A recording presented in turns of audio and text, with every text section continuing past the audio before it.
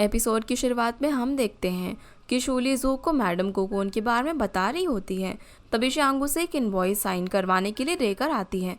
असल में वो इनवॉइस नियाओ ने भेजा था क्योंकि वो लीव पर थी और वो चाहती थी कि उसकी जगह शूली उसे साइन कर दे, लेकिन उस टाइम शूली जू के साथ कॉल पर थी, जिसकी वजह से वो इनवॉइस को ठीक से नहीं पढ़ती है। और क्योंकि वो जू को भी नहीं मना पाती तो वो गुस्सा होकर फ़ोन कट कर देता है। जिसके बाद हम देखते हैं कि शूली रात को जब बुक स्टोर के बाहर से गुजर रही होती है तो उसे वहाँ पर चैंग काम करते हुए दिखता है। अगले दिन जब वो वापस से आती है तो देखती है कि चैंग बुक स्टोर में काम करते करते सो गया था, जिससे कि वो चैंग के लिए कुछ पेपर्स और अपना काम दरवाजे पर ही छोड़कर जाती है।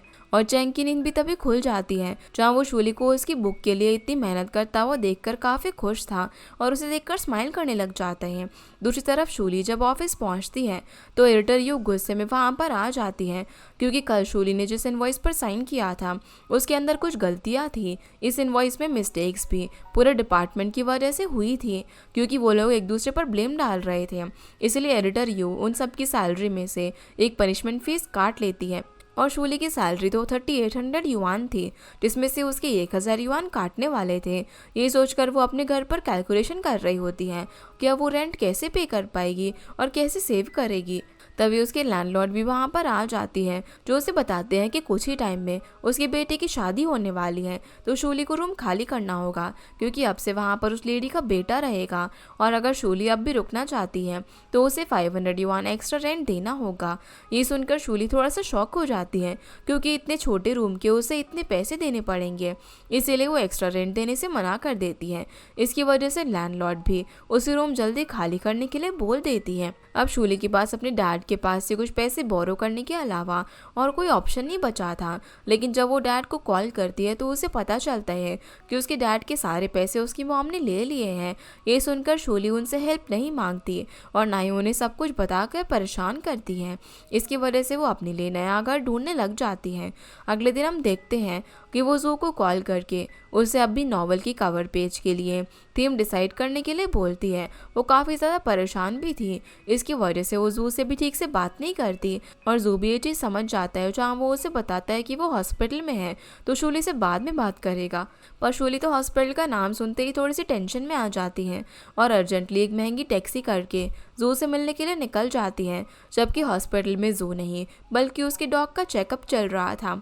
दूसरी तरफ हम चैंग को देखते हैं। असल में वो शूली से मिलने वाला था, लेकिन शूली ने उनकी मीटिंग पोस्टपोन कर दी थी, जिसकी वजह से वो शॉपिंग करने चला जाता है और उसे एक स्टोर पर कुछ सेंटेड कैंडल्स बहुत ज़्यादा पसंद आती हैं, तो वो उन्हें खरीदने के लिए अंदर जाता है, जहाँ उसे पता चलता है कि वो कैंडल्स हील खरीदने पर उनके साथ फ्री आती हैं, यानी कि वो उन्हें डायरेक्टली परचेज नहीं कर सकता।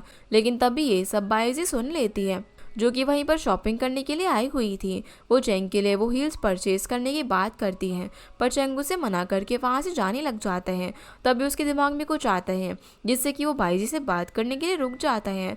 दूसरी तरफ शूली हॉस्पिटल पहुँचती है और जब देखती है कि वो तो एक एनिमल हॉस्पिटल है तो वो समझ जाती है कि ज़रूर जू की डॉग को कुछ हुआ है, इसीलिए वो जू की तरफ भाग कर आती है। असल में उसने जल्दबाजी में शूज़ भी अलग अलग पहन लिए थे, इसकी वजह से वो जू के ऊपर गिरते गिरते बचती हैं और जू से उसके डॉग के बारे में पूछती है, जहाँ उसे पता चलता है कि उसके डॉग ने किसी और के डॉग से फाइट कर ली थी, इसलिए उसे चोट आ गई। ये सुनकर शूली बहुत ज़्यादा फनी सवाल पूछती है कि उन दोनों की फाइट में कौन जीता। इस पर जू शूली से कहता है कि जब शूली के भी बच्चे होंगे तो वो ज़रूर स्कूल बुली ही बनेंगे। जिसके बाद शूली जू को अपनी कंडीशन के बारे में बताती है कि वो कैसे बहुत ज़्यादा फंस गई है और उसके पास रहने के लिए घर भी नहीं है। ये सुनकर जू उसे अच्छा फील करवाने के लिए मैडम कोकून के साथ काम करने के लिए भी मान जाता है और शूली काफ़ी खुश होती है। तभी जू को उसके डैड का भी कॉल आ जाता है, जो कि उसे अपने डॉग को लेकर घर आने के लिए कह रहे थे, क्योंकि वो आपसे उसके डॉग का ध्यान रखने वाले थे और वो चाहते थे कि जू उनकी एक मीटिंग भी अटेंड करे, जिसके लिए जू क्लियरली मना कर देता है। वो अपने डैड से काफ़ी रूडली बात करता है, जो सब शूली भी चुपके से सुन रही थी। दूसरी तरफ बाईजी चैंग से पूछती है कि उसने शूली के साथ कॉन्ट्रैक्ट क्यों साइन किया, जबकि वो तो एक न्यू कमर है। तो चैंग उसे बताता है कि शूली सिर्फ डील्स के बारे में नहीं सोचती, बल्कि वो एक राइटर की फीलिंग्स और उसके काम की रिस्पेक्ट भी करती है। इसीलिए वो किसी चीटर के साथ काम करने से अच्छा शूली जैसे न्यू कमर के साथ काम करेगा। ये सुनकर बाइजी वहाँ से चली जाती है। इधर शूली जू को मीटिंग में जाने के लिए कहती है ताकि वहाँ पर वो बाकी राइटर से भी मिल पाए। असल में ये एक एनुअल मीटिंग थी जिसमें सारे एडिटर्स और राइटर्स जाते थे, जिस पर जू शूली को बताता है कि वहाँ वो इसीलिए नहीं जाना चाहता क्योंकि हर कोई राइटर और उनके पेरेंट्स जू को डेटिंग के लिए अप्रोच करते थे और जू को किसी के साथ रहने में इंटरेस्ट नहीं है क्योंकि वो अकेले ही खुश है, जिससे कि शूली समझ जाती है कि जू बस उसके साथ ही इतना रूड बिहेव नहीं करता बल्कि वो इंसान ही ऐसा है जो कि अकेले रहना पसंद करता है। जिसके बाद वो शूली को उसके अपार्टमेंट के बाहर तक ड्रॉप करने जाता है। जब वो उसका अपार्टमेंट देखता है तो काफ़ी बुरा फील करता है। शूली उसे बोलती है कि उसके अपार्टमेंट में रहना बेगर्स के साथ रहने से तो अच्छा ही है, पर अब ये अपार्टमेंट भी उसके हाथ से जाने वाला था। इसकी वजह से जो उसे एक ऑफ़र देता है और कहता है कि शूली उसके घर में रेंट फ्री रह सकती है। उसे सिर्फ एक काम करना होगा और वो था जू के डॉग का ख्याल रखना और उसे फीड करना, जो कि शूली को काफ़ी अच्छा ऑफ़र लगता है, इसीलिए वो जू को हाँ कर देती है। अगले दिन अब जू एक्साइटेड होकर शूली के रूम के लिए बहुत सारी शॉपिंग करता है, जैसे कि मंकी स्लीपर लाना और एक अच्छी वार्डरोब लेकर आना, जहाँ उसे ये भी कॉम्प्लीमेंट मिलता है कि वो अपनी वेडिंग के लिए काफ़ी अच्छी तैयारी कर रहा है, जो सुनकर जो खुश भी हो जाता है। दूसरी तरफ शूली शियांग को भी अपने नए घर के बारे में बताती है, पर वो उसे ये नहीं बताती कि वो जू के घर रुकने वाली है। दोनों फिर मैडम कुकून से मिलने के लिए जाते हैं, जहाँ वो पहले तो शूली की बात में कोई भी इंटरेस्ट नहीं ले रही थी, लेकिन जब शूली उसे बताती है कि वो जू के कहने पर वहाँ आई है तो मैडम कुकून काफ़ी एक्साइटेड हो जाती है और वो ये डील के लिए हाँ बोल देती है। लेकिन उसकी भी एक शर्त थी कि वो डील तभी साइन करेगी जब उसे जू के साथ पर्सनली मिलने का मौका मिलेगा, जिस पर शूली हाँ कह देती है। जबकि जू को तो मैडम कुकून से नफरत थी क्योंकि वो बहुत ही ज़्यादा उसके साथ चीज़ी बिहेव करती थी। फिर शूली अपने सामान के साथ जू के घर के बाहर पहुंच जाती हैं। तभी जू भी अपने डॉग लेकर वहां पर आ जाता है, जहां वो शूली को कुछ घर में रहने के रूल्स लिस्ट देता है, जहां उस लिस्ट के अंदर टोटल 30 रूल्स थे। उनमें थे शूली को उसके साथ कुछ बुरा नहीं करना था और ना ही उसकी प्राइवेट फ़ोटो सोशल मीडिया पर शेयर करनी थी। ये पढ़कर शूली उसे कहती है कि वो आखिर जू की प्राइवेट फ़ोटोज़ क्यों लेगी और उसके साथ कोई गलत हरकत क्यों करेगी। जिसके बाद वो डॉग के साथ ये कहकर अंदर चली जाती हैं कि ये सारे रूल्स जू के ऊपर भी एप्लीकेबल है। अब शूली को खुश देखकर जो उसे ये भी कहता है कि आज मून बहुत ही ज़्यादा ब्यूटीफुल है, जो चीज़ शूली को उस टाइम समझ नहीं आती।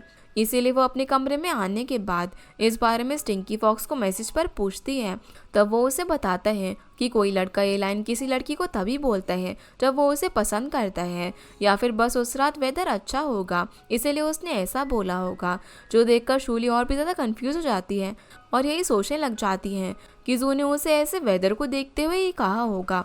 अगले दिन अब चैंग बुक स्टोर में शूली का वेट कर रहा था। जब वो वहाँ पर आती है तो वो उसे थैंक्स करने के लिए गिफ्ट भी देता है, जिसके बाद वो उससे पूछता है कि अगर उसे जू को किसी ऐसे इंसान से मिलवाना है जिसे जू हेट करता है तो उसे क्या करना होगा। इस पर चैंग उसे काफ़ी अच्छा आइडिया देता है और कहता है कि उसे डायरेक्ट जू को उस इंसान के पास लेकर जाना चाहिए, जिसकी वजह से अब शूली घर जाती है, जहाँ पर जू पहले से ही उसका बहुत टाइम से वेट कर रहा था। शूली उसे बोलती है कि वो उसके साथ बाहर डिनर करना चाहती है क्योंकि वो उसे घर रेंट पर देने के लिए थैंक्स करना चाहती है, तो जू भी हाँ बोल देता है। फिर जब जू शूली के साथ डिनर पर जाता है तो वहाँ पर उसे मैडम कुकून भी मिल जाती है।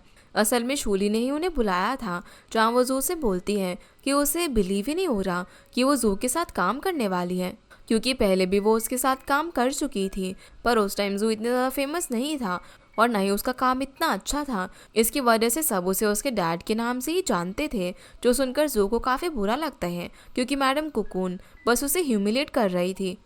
जिस वजह से जू और शूली वहाँ से मिस्टर शिया के साथ एक बुक डिस्कस करने का बहाना करके चले जाते हैं और उन दोनों ने डिनर भी नहीं किया था, इसीलिए वो स्टोर से कुछ नूडल्स भी परचेज करते हैं। वहाँ पर शूली स्टिंकी फॉक्स से आज का इंसिडेंट शेयर करती है और बताती है कि उसे नहीं पता था कि मैडम कुकून इतनी ज़्यादा अनग्रेटफुल होगी और वो जू के लिए ऐसे कमेंट्स करेंगी, जबकि जू हमेशा से ही एक बेस्ट राइटर है। जिसके बाद वो दोनों घर पर जा ही रहे थे, तभी उन्हें बाहर एडिटर यू मिल जाती है, जो कि अपने बेटे शिव के साथ आई थी क्योंकि उसे किसी ज़रूरी काम से ऑफिस जाना था।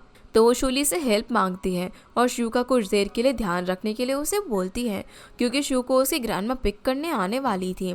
इसके बाद अब वो दोनों शिव के साथ एक रेस्टोरेंट में चले जाते हैं। जू तो थोड़ा सा इरिटेट हो गया था क्योंकि उसे होम कुक डिनर करना था, लेकिन उस बच्चे की वजह से वो वहाँ पर फंस गया था, जिससे कि शूली उसे बोलती है कि वो थोड़ी देर में उसके लिए अच्छा डिनर बना देगी। ये सुनकर शिव उससे पूछता है कि क्या वो दोनों गर्लफ्रेंड बॉयफ्रेंड हैं, क्योंकि गर्लफ्रेंड ही अपने बॉयफ्रेंड के लिए कुक करती है और वो उसी के घर पर रहती हैं। जो सुनकर जू उससे कहता है कि वो दोनों सिर्फ लैंडलॉर्ड और टेनेंट है। शिव अब यहाँ पर जू के गुड लुक्स की काफ़ी तारीफ भी करता है, जो सुनकर जू खुश हो जाता है क्योंकि वो शूली को आंटी बोल रहा था।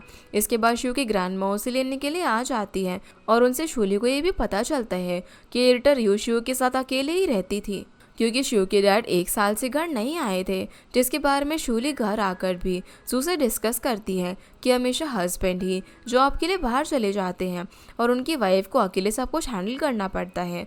इस पर जू कहता है कि वो ऐसा बिल्कुल भी नहीं है, क्योंकि वो तो हमेशा घर पर ही रहता है, जहाँ पर जू शूली को टीज करने के लिए भी बताता है कि उसे कोकून की रिक्वेस्ट आई है और उसने वो अप्रूव कर दी है, जिससे कि शूली उस पर थोड़ा सा गुस्सा हो जाती है और कहती है कि कोकून बस जू के क्लोज आना चाहती है, इसलिए उसे दूर रहना चाहिए और बस अपनी नॉवल के लिए उससे बात करनी चाहिए।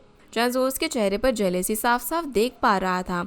अब अगले दिन हम देखते हैं कि शूली मैडम कोकून के ड्राफ्ट भेजने का वेट कर रही थी ताकि वो ड्राफ्ट के साथ नॉवल को आगे बढ़ा पाए, लेकिन मैडम कोकून उसका एक भी कॉल पिक नहीं करती क्योंकि इस टाइम वो बाइजी के साथ होती है और बाइजी की कंपनी उसे ज़्यादा अमाउंट ऑफर करती है, जिसकी वजह से वो उन्हें अपनी प्रायोरिटी बना लेती है और शूली को ये मैसेज करके बहाना बना देती है कि उसका सॉफ्टवेयर क्रैश हो गया है, तो वो कल उसे सारे ड्राफ्ट भेज देगी। जिसके बाद हम देखते हैं कि जू घर पर जाता है तो देखते हैं कि उसका डॉग किसी बॉक्स को बैठकर लिक कर रहा था।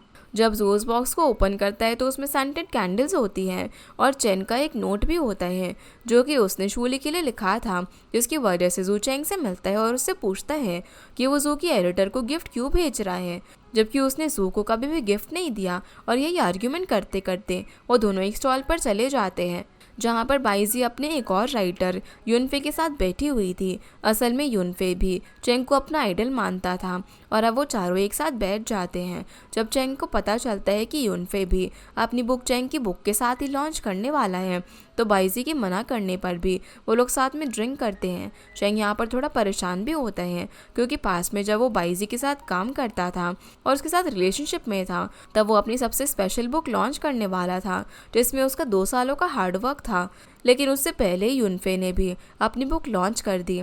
असल में युनफे की बुक का कॉन्सेप्ट और राइटिंग भी सेम चेंग की बुक का ही था, जिसकी वजह से चेंग को यही लगता था कि ये सब बाइजी ने अपने प्रॉफिट के लिए किया था और यही रीज़न था कि चेंग ने उसे ब्रेकअप कर लिया। जिसके बाद हम देखते हैं कि चेंग कुछ ज़्यादा ही ड्रंक हो गया था और जो उसे अपने घर पर लेकर जाता है, जहाँ उसे देखकर शूली उसकी फिक्र करने लग जाती है। तो जो उसे बोलता है कि वो भी तो थक कर घर पर आया है, तो शूली उसकी फिक्र क्यों नहीं कर रही है। जिसके बाद वो शूली को समझाता है कि वो चेंग के सामने बिल्कुल भी ना जाए, क्योंकि जू के लिए चेंग को एक्सप्लेन करना मुश्किल हो जाएगा कि शूली उनके घर में क्या कर रही है। तभी चेंग अपनी जगह से खड़ा हो जाता है और शूली को देख भी लेता है, पर जो उसे बताता है कि चेंग बहुत ज़्यादा ड्रंक है और उसे कल तक कुछ याद भी नहीं रहेगा, तो शूली को कल तक बस अपने रूम में चेंग से छुपकर रहना होगा। अगले दिन अब जब जू जागता है तो देखता है कि चेंग तो पहले से ही किचन में बैठा हुआ था, उसने शूली को नहीं देखा था, पर वो जू को ये ज़रूर बताता है कि कल उसने शूली को अपनी ड्रीम्स में देखा था और शूली और जू उसके सामने ही खड़े हुए थे। जो सुनकर जू उसे शूली के बारे में सोचने से मना करता है क्योंकि वो उसकी एडिटर थी। दूसरी तरफ हम देखते हैं कि मैडम कोकून ने शूली को इनकम्प्लीट ड्राफ्ट सेंड कर दिए थे। जब शूली वो ड्राफ्ट हेड एडिटर और मिस्टर शिया को सेंड करती है, तो थोड़ी ही देर बाद सोशल मीडिया पर वो ड्राफ्ट को कॉपी करके पोस्ट कर देता है, यानी कि बुक आने से पहले ही कवर पेज रिवील हो गया था, जिससे कि शूली थोड़ी सी टेंशन में आ जाती है क्योंकि ये काम किसका था उसे नहीं पता था। इसके बाद वो चेंग से मिलती है। चेंग भी उससे मिलने के लिए काफ़ी खुश होता है, जहाँ वो दोनों जू के बारे में बात करते हैं और शूली को पता चल जाता है कि जू भी अपने डैड के कहने पर राइटर्स की एनुअल मीटिंग में जाने वाला है। इसकी वजह से शूली जल्दी से घर भी चली जाती है। जब जू घर से निकल रहा होता है तो शूली उसे उसका फ़ोन, वॉलेट और सारी चीज़ें याद दिलाती हैं। इस पर जू कहता है कि वो कोई 3 साल का बच्चा नहीं है, लेकिन तभी शूली उसे आईडी कार्ड याद दिलाती है और सच में जू ने आईडी कार्ड नहीं लिया था, जिसकी वजह से शूली उसे उसके रूम से आईडी कार्ड ढूंढ कर देती है। जिसके बाद जू मीटिंग में चला जाता है। इधर शूली मिस्टर शिया से मिलती है, जहाँ मिस्टर शिया उसे नॉवल का बैनर बताते हैं। असल में उसकी कैलीग्राफी चैंग के डैड ने फ्री में की थी, क्योंकि वो जू के डैड के अच्छे फ्रेंड थे। इसके बाद शूली घर पर आती है। वो जू को कॉल करके बताती है कि मैडम कोकून उसके मैसेज का रिप्लाई नहीं कर रही है, तो जू पर्सनली उसे मैसेज करे ताकि वो अपना काम जल्दी करे। और शूली ने भी आईडी कार्ड ढूंढने में जू की मदद की थी, तो अब जू को भी फेवर रिटर्न करना होगा, इसीलिए जू मैडम कोकून को मैसेज भी करता है। तभी उसके डैड भी वहाँ पर आ जाते हैं, जो जू से पूछते हैं कि वो इतना खुश होकर किससे बात कर रहा है, क्योंकि वो तो हमेशा इरिटेटेड रहता है। इस पर जू उन्हें बताते हैं कि वो उसके एडिटर है और वो अपनी नॉवल उसके साथ डिस्कस कर रहा था। अगले दिन अब शूली मैडम कोकून के ड्राफ्ट्स चेक करती है। उसने अभी भी ठीक से काम नहीं किया था, इसकी वजह से शूली को उससे पर्सनली मिलकर बात करनी पड़ती है।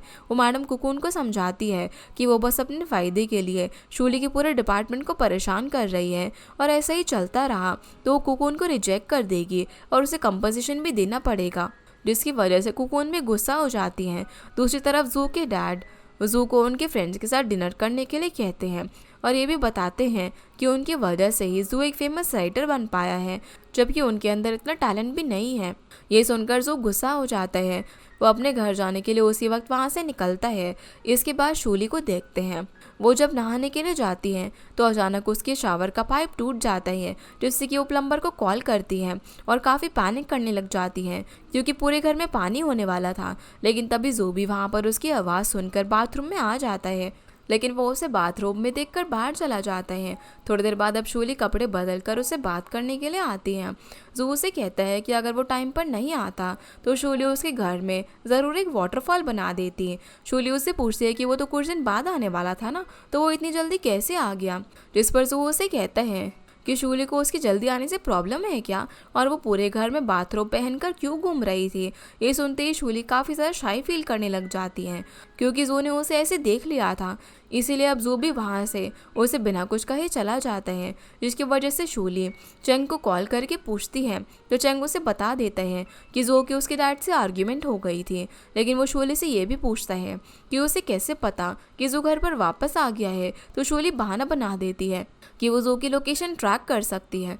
अगले दिन हम देखते हैं कि शूली को शियांग से पता चलता है कि मैडम कोकून ने शूली के साथ मीटिंग के बाद सोशल मीडिया पर ही पोस्ट कर दिया था कि वो युआनयू पब्लिशिंग हाउस के साथ कभी भी काम नहीं करेगी, क्योंकि उनकी कम्युनिकेशन स्किल्स बहुत ही ख़राब है। जो सुनकर शूली को कोकून पर काफ़ी गुस्सा आ जाता है, लेकिन उसके पास कोकून से रिक्वेस्ट करने के बजाय और एक अच्छा आइडिया था, जिसके लिए वो मिस्टर लियांग से बात करने के लिए जाती हैं और उसे बताती है कि अगर वो लोग जू की बुक पर किसी स्केच के बदले कैलीग्राफी रखे तो कैसा रहेगा। असल में वो कैलीग्राफी थी चैंग के डैड की, जिस पर मिस्टर लियांग भी हाँ कर देते हैं, क्योंकि उसे भी आइडिया काफ़ी अच्छा लगा। जिसके बाद शूली मैडम कोकून से मिलने के लिए जाती है। मैडम कोकून को लगा कि शूली उसे माफ़ी मांगने के लिए आई होगी, जिसकी वजह से वो उसे एरोगेंट होकर बात करती है। लेकिन तभी शूली उसे टर्मिनेशन का पेपर देती है और बताती है कि वो लोग अब उसके साथ कॉन्ट्रैक्ट कैंसिल कर रहे हैं, क्योंकि मैडम कोकून के अंदर बात करने की स्किल्स नहीं है, और टर्मिनेशन के साथ साथ कोकून को अब और भी कंपनसेशन देना होगा, क्योंकि अब उन्हें उसकी ज़रूरत नहीं है। ये सुनकर कोकून काफ़ी डर जाती है और शूली ठीक उसी तरह से उसकी इंसल्ट करके वहाँ से जाती है, जिस तरीके से कोकून ने जू की थी, उसे लेस डिजर्विंग बोलकर। फिर कोकून बाइजी से मिलती है, लेकिन बाइजी भी उसकी कोई हेल्प नहीं करती, जिसकी वजह से कोकून को सोशल मीडिया पर जाकर ये पोस्ट करना पड़ता है कि उसके रिलेशनशिप युआन पब्लिशिंग हाउस के साथ अच्छे हैं, और उसकी गलती की वजह से ही उसने पहले उन लोगों के बारे में गलत पोस्ट किया था। फिर मिस्टर शिया शूली की तारीफ करते हैं, क्योंकि उसने काफ़ी अच्छा काम किया था और उसकी हेल्प की थी शियांग ने। अब जब शूली घर आती है तो देखती है कि जू ने ना ही ब्रेकफास्ट किया था और ना ही वो अपने रूम से बाहर आया था, जिसकी वजह से वो उसके रूम के बाहर धुआं धुआं कर देती है, जिससे कि उसे दरवाज़ा खोलना पड़ जाता है। अब जैसे ही वो दरवाज़ा खोलता है तो शूली अचानक से अंदर चली जाती है और गलती से जू के ऊपर गिर जाती है। जू अब उसे अपने रूम से बाहर जाने के लिए बोलता है तो शूली ज़बरदस्ती वहीं पर बैठ जाती है और जू का मूड ठीक करने के लिए उसे डिनर पर ले जाने की बात कहती है, जो देखकर जू भी काफ़ी अच्छा फील करता है क्योंकि पहली बार किसी ने उसके इमोशंस की इतनी केयर की थी। शूली अब उसे रेडी होने के लिए कुछ टाइम देखकर बाहर वेट करने लग जाती है और जू भी शूली की बात मानकर अच्छे से ड्रेसअप होकर बाहर आ जाता है, जिसे शूली भी देखती रह जाती है क्योंकि वो काफ़ी हैंडसम लग रहा था। दूसरी तरफ हम बाइजी और यूनफाई को देखते हैं। यूनफे बाइजी को अपनी फीलिंग्स के बारे में बता देता है कि वो उसे पसंद करता है, इसलिए वो हमेशा उसके साथ रहने की कोशिश करता है और वो ये भी जानता है कि बाइजी ने पास में चेंग को डेट किया है, लेकिन फिर भी बाइजी यूनफे को रिजेक्ट कर देती है। जिसके बाद हम शूली और जू को देखते हैं, जहाँ पर जू शूली को अपने अपसेट होने का रीज़न बताता है कि जब उसने अपनी लाइफ की फर्स्ट नॉवल अपनी टीनेज में लिखी थी तब उसके डैड ने उसकी नॉवल को ट्रैश कहा था और पढ़ाई पर फोकस करने के लिए कहा था क्योंकि जू को लिटरेचर का बिल्कुल भी नॉलेज नहीं थी, वो सिर्फ फिक्शन नॉवेल्स लिखता था। यानी कि उसके डैड ने उसके काम की कभी तारीफ नहीं की, इसीलिए जू अपने डैड को इतना हेट करता है। और इस बार भी जब वो घर गया तो उसके डैड ने उन्हीं बातों को लेकर उसकी इंसल्ट की, यही वजह थी कि वो इतना परेशान था। इस पर शूली उसे बोलती है कि वो अपनी अपकमिंग बुक से सब लोगों को ज़रूर ये प्रूव कर देगा कि वो कितना अच्छा राइटर है और इसमें शूली भी उसे सपोर्ट करेगी, जो सुनकर जू उससे घूरने लग जाता है। और वो दूसरी तरफ देखकर ये भी बोलने वाला था कि शूली आज काफ़ी क्यूट लग रही है, लेकिन उससे पहले ही शूली वहाँ से उठकर जू के लिए आइसक्रीम लेने के लिए चली जाती है और ज़बरदस्ती उसे आइसक्रीम खिलाने लग जाती है, जिसकी वजह से दोनों गलती से एक साथ आइसक्रीम की बाइट भी लेते हैं और एक दूसरे के क्लोज आ जाते हैं। वहीं हम बाइजी को देखते हैं जो कि अपनी एक ऑथर से मिलने के लिए जाती हैं। उसके साथ यूनफे भी वहाँ पर आ जाता है। असल में बाइजी उन्हें उनकी फर्स्ट डिक्शनरी गिफ्ट करने के लिए आई थी ताकि वो आराम से रिटायर हो सके, जहाँ वो ऑथर बाइजी से ये भी पूछती है कि वो अपने साथ चेंग को क्यों नहीं लेकर आई, क्योंकि उन्हें अब यही लगता था कि चेंग और बाइजी एक साथ हैं। इधर शूली के डिपार्टमेंट में सभी लोगों को एडिटर यू की तरफ से मूवी टिकट्स मिलती हैं और उन्हें अपने अपने राइटर के साथ वहाँ पर जाना था ताकि वो लोग एडिटर राइटर रिलेशनशिप अच्छा कर पाए। और अब तो चेंग की एडिटर भी शूली थी, जिससे कि एडिटर यू शूली से पूछती है कि वो किसके साथ मूवी देखने जाने वाली है, जहाँ शूली उससे कहती है कि अगर वो जू के साथ जाएगी तो वो ज़रूर शूली पर इतनी बोरिंग मूवी दिखाने के लिए गुस्सा करेगा। जिसके बाद जू जब बुक स्टोर में जाता है तो वहाँ पर उसे एडिटर यू मिल जाती है, जो कि जू से कहती है कि अगर शूली उसे मूवी के बारे में पूछे तो जू उसके साथ जाए ताकि शूली को भी अच्छा फील होगा, क्योंकि वो उसकी बुक के लिए काफ़ी हार्ड वर्क कर रही है। ये सुनते ही जू तो खुश हो जाते हैं क्योंकि वो शूली के साथ जाने के लिए बहुत ज़्यादा एक्साइटेड था, इसीलिए वो उसी टाइम एक नया सूट भी खरीद लेता है और उसे पहनकर अपने सोफे पर बैठ जाता है। अब जब शूली वहाँ पर आती है तो वो उसे इग्नोर करके किचन में चली जाती है, जहाँ वो कॉल पर चेंग से मूवी के लिए पूछ रही थी और जू सब कुछ सुन लेता है। इसकी वजह से अब वो शूली को इरिटेट करने लग जाते हैं कि वो उसकी भी तो एडिटर है, तो वो उसे मूवी के लिए क्यों नहीं पूछ रही है और जू भी मूवी देखने के लिए आना चाहता है, जिससे कि शूली उसे कहती है कि जू को तो ऐसी मूवी बिल्कुल भी पसंद नहीं है। तो जू उसे कहने लग जाता है कि वो शूली के साथ ही मूवी देखने के लिए जाएगा और आज ही शूली को उसके साथ चलना होगा, यानी कि वो चेंग के साथ शूली को अकेले नहीं भेज सकता था। जिसकी वजह से अब शूली डिसाइड करती है कि वो अपने दोनों मूवी टिकट्स चेंग और जू को दे देगी और खुद एक टिकट खरीद कर उन दोनों के साथ जाएगी, जिसके लिए जू भी हाँ कर देता है। अगले दिन अब जू और चेंग दोनों ही बहुत ही अच्छे से रेडी होकर आते हैं, जहाँ सबसे पहले वो लोग साथ में लंच करते हैं। तो चेंग और जू एक दूसरे से कंपटीशन करने लग जाते हैं कि कौन शूली को इम्प्रेस करेगा। यहाँ पर जू चेंग से बोलता है कि वो किसी टीनेजर लड़के की तरह कपड़े क्यों पहन कर आया है। तब वो भी यहाँ पर जू से बोलता है कि उसने भी तो सूट पहना है, जैसे कि वो रेड कार्पेट पर ऑस्कर लेने के लिए जा रहा हो। ये सुनकर शूली को काफ़ी ज़्यादा हंसी आ रही थी। इसके बाद वो लोग मूवी देखने के लिए जाते हैं। वहाँ पर भी चेंग शूली के लिए पॉपकॉर्न खरीदता है, तो जू वो पॉपकॉर्न खा जाता है। और मूवी के बाद भी जब चेंग शूली के साथ डिनर पर जाने की बात करता है तो जू उनके साथ आने के बहाने बनाने लग जाता है और ये भी कह देता है कि उन्हें अपने घर जाकर खाना खा लेना चाहिए, क्योंकि जू के पास एक बहुत ही अच्छी कुक है जो कि उनके लिए डिनर बना देगी। इस पर जू को थोड़ा सा शक होता है कि आखिर जू के साथ कौन लड़की हो सकती है। अब शूली अपने आप को सामने आने से बचाने के लिए जू को चुपके से मैसेज कर देती है कि वो घर चला जाए और चेन को कुछ भी ना बोले, लेकिन जू उसे भी घर चलने का मैसेज करता है, लेकिन फिर भी शूली किसी तरीके से उसको वहाँ से भेज देती है। जिसके बाद डिनर पर शूली और जेंग उसकी बुक डिस्कस करते हैं। जेंग बताते हैं कि वो काफ़ी ज़्यादा नर्वस है क्योंकि उसकी पिछली 2 बुक्स भी लॉस में गई थी और अब वो हारना नहीं चाहता। इस पर शूली उसे समझाती है कि वो एक बहुत ही जीनियस राइटर है, तो उसे इन सब से फ़र्क नहीं पड़ना चाहिए। जहाँ वो जू की भी तारीफ़ करती है कि जू भी खुद को अपने डैड को प्रूव करना चाहता है, इसीलिए वो दोनों एक दूसरे से बहुत ज़्यादा अलग होने के बाद भी सेम ही है, क्योंकि दोनों ही अपने आप को प्रूव करना चाहते हैं। और इसी के साथ हमारा ये एपिसोड यहीं पर ख़त्म हो जाता है। तो गाइस, ये थी आज के वीडियो एंड होप आप लोगों को ये वीडियो पसंद आई होगी, तो इस वीडियो को लाइक कर चैनल को सब्सक्राइब ज़रूर कीजिएगा। आपसे फिर मिलते हैं इस ड्रामा के अगले एपिसोड में, तब तक के लिए गुड बाय।